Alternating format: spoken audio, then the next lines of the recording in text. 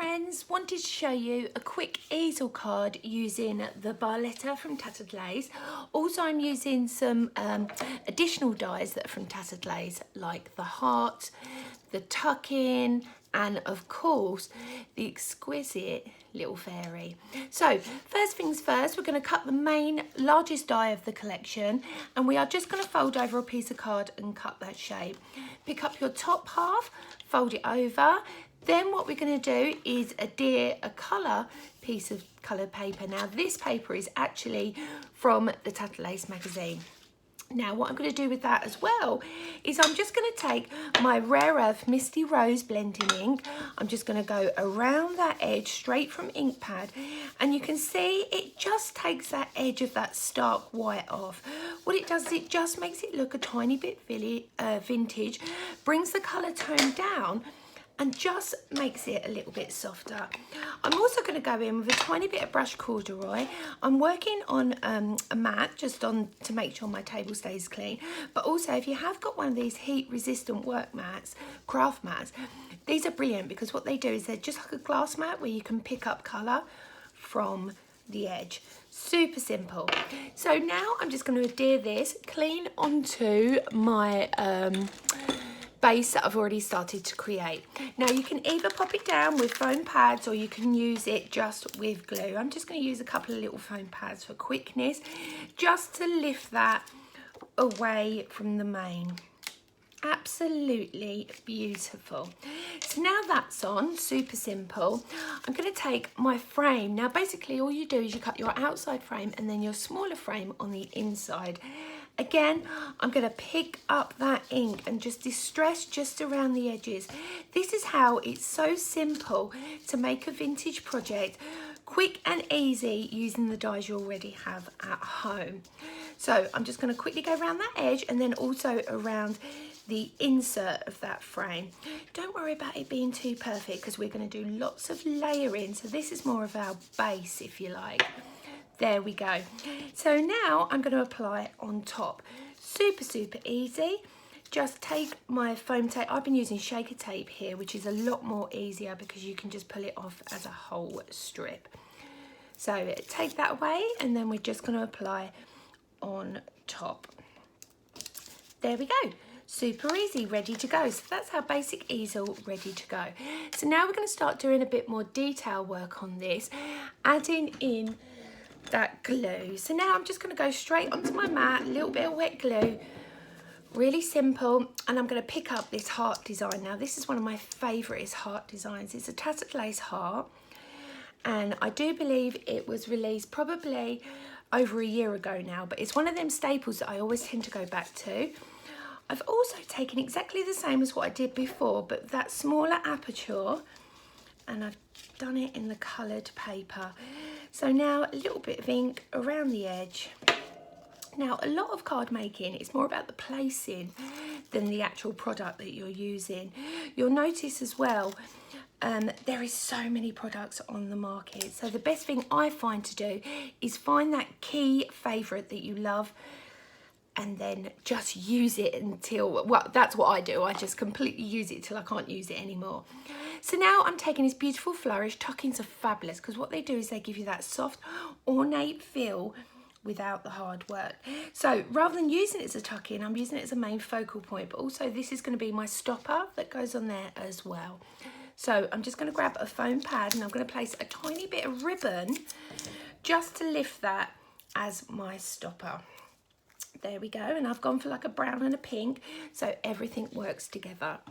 Next, I'm going to take this absolutely darling, beautiful fairy. This is from our strawberry collection. I don't know if you remember it.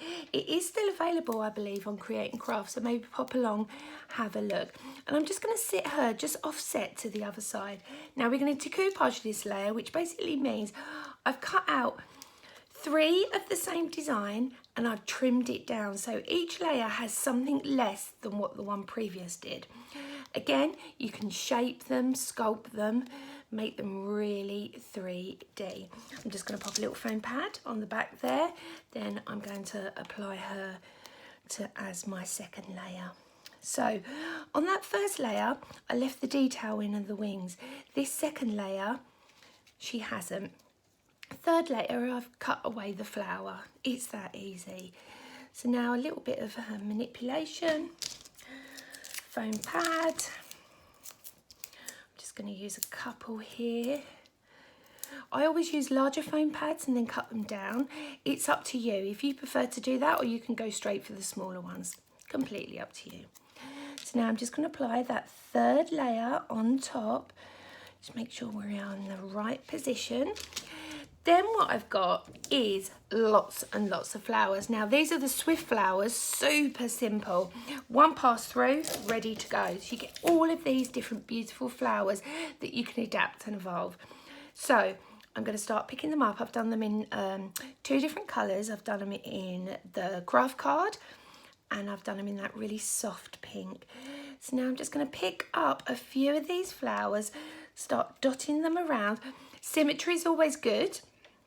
It looks like it's supposed to be there, which works really well. So it depends what sort of finish you're after.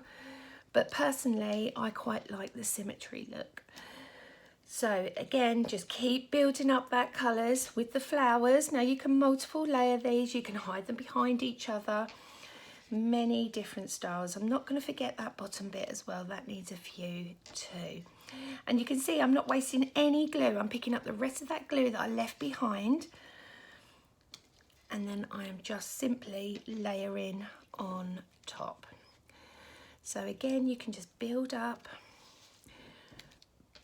Keep building until you are happy with that detail. Just going to add a little bit more glue to my mat. Pick that up and pop that in. And just keep building until you are happy.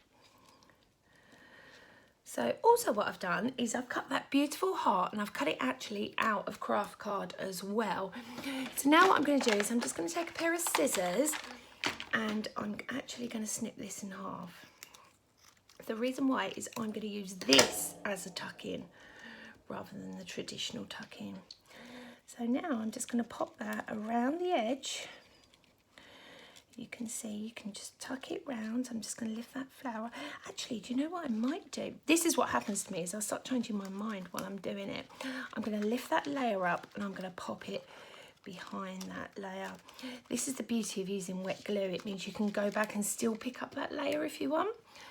So now wet glue, pick up that layer underneath, the one that we use the foam underneath. And we are going to exaggerate, oh yeah, I like that better.